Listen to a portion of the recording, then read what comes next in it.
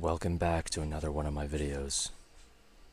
As always, I find these stories that I read to you from different subreddits on the Reddit website.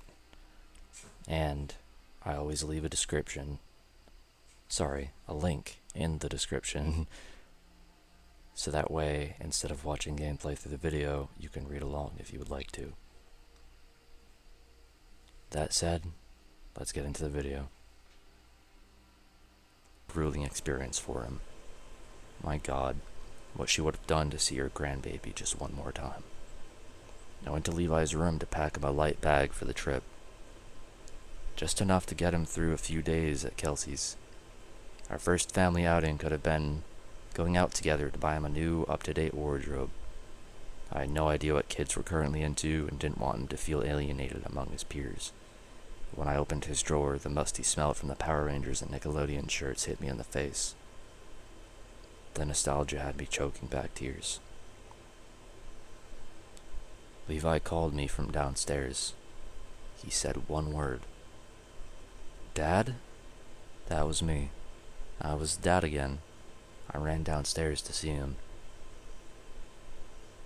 "Hey buddy, how are you feeling?" I asked. "Good. I'm hungry," said Levi. "Are you okay?" "My bad. Are you?" "Okay, well this is what we are going to do. We're going to go on a little trip, and we'll pick up some food along the way. How does that sound?"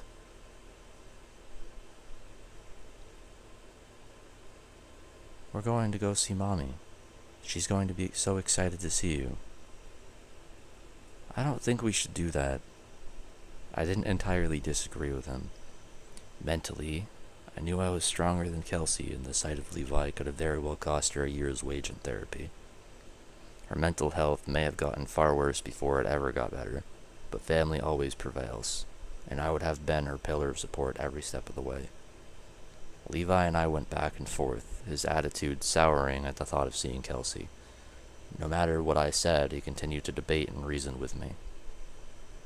When I scooped him up to put him in the car, he threw a fit, kicking and screaming. He begged me not to go. As we hit the road, the bleeding didn't stop. It was just like Levi. He would never stop until he got his way.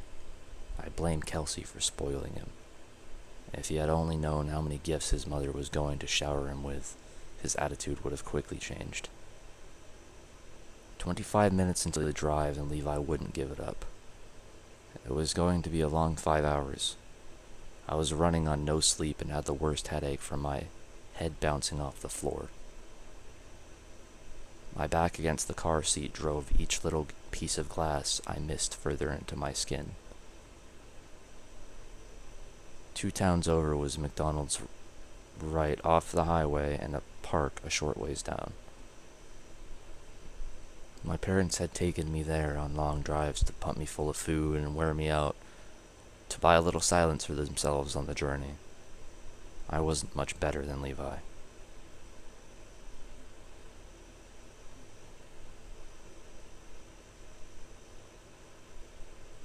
After we got our McDonald's, arguably the slowest form of suicide and also the best tasting,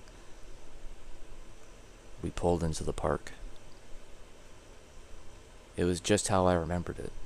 Standing in the center was a huge wooden fortress full of slides, ladders, twists, and turns, just waiting for any child to go in, get lost, and cut their chins open after knocking their heads a few times. Levi and ate our food at a shaded park bench while we watched the kids play. I could tell he was getting restless, eager to move his little legs and explore. "Well, what do you think?" I asked. "I don't think this is a good idea. I think we should go back home." "Oh, come on, bud," I said. "It'll be alright." "Really bad things are going to happen, Dad." I couldn't help but laugh. The poor kid was as nervous as any child would be having to go introduce themselves to a new group of friends. The playground was where personalities were made. I picked up Levi and began carrying him to the center of the action. It was a great opportunity for character development. Levi needed to join the laughter and the fun. To get Levi warmed up, I pushed him on the swing. His hair blew in the wind as he let out bursts of excited laughter. At the apex of his climb, he could see the rest of the kids watching him in awe, just watching how high he went, also watching where the parents were, their mouths wide open, likely sharing horror stories of kids getting injured by irresponsible parents, putting too much gusto into their pushes. After the swings, I brought him to the slide. The old steel back Skinner. All the kids and parents on the playground were motionless watching Levi, the king of the playground, having the best time of his life. By the time Levi had gone down the slide 7 or 8 times, I was exhausted. Being the old dad was a tough job and damn near impossible to keep up. I climbed my way through the wooden fortress, dodging a few of the other children along the way, and grabbed Levi. It was time for old dad to take a breather and Levi to come out of his shell and play with the other kids.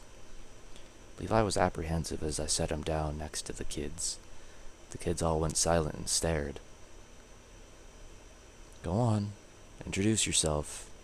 I gave Levi a little nudge. The children stood there completely frozen. "Hi," Levi said reluctantly. "I'm Levi. Will you play with me?" In unison, like a well-rehearsed choir, the children began crying and yelling, sprinting towards their parents. Total chaos broke out on the playground. A parent running toward his child pointed at me and screamed, "Hey, you son of a bitch, get the fuck away from my kid." I was so taken back. Maybe the rules had changed during the hiatus of my parenting years. Perhaps it was unethical for a parent to be on the playground. The men continued to charge toward me. I grabbed Levi and put him into my arms. "Now hold on just a second," I said. The man didn't listen. Like the bully of the playground, the man laid into me and sent me to the ground, crushing Levi. Levi yelped and began to cry. That bastard hurt my son, and I had waited far too long to have him back in my life for some punk to cause him pain. The rage in my heart made the blood in my veins scald my organs. I got to my feet and stared the man in the eyes. In his soul I saw every reporter who made my life hell, every detective that wanted to lock me up, every piece of shit that convinced Kelsey to leave. I reached my fist as far back as my old body would allow and cranked the asshole in the mouth. The man took a knee. As I swung my leg back, Levi begged me to stop. Feeling a man's head connect with your foot isn't what you expect. It's like kicking a soccer ball if half of it was filled with the lead and the other half a dark warm liquid that will easily stain your clothes. I lost my boy once, and I wasn't going to let anyone hurt him ever again. I don't know what got into me, but I just kept kicking. I kept kicking until he stopped moving. The parents from afar held their shaking, traumatized children in their arms. They were on their cell phones pointing at me, describing me. It was time to go. I grabbed Levi by the arm and dragged him through the grass, running as fast as I could without his arm popping out of his socket. He was scared. I was scared. We got to the car, put it into gear, and peeled out of the parking lot. "Dad, you need to turn yourself in before more people get hurt," Levi said through a fit of tears. "It's okay, buddy. Everything is going to be all right.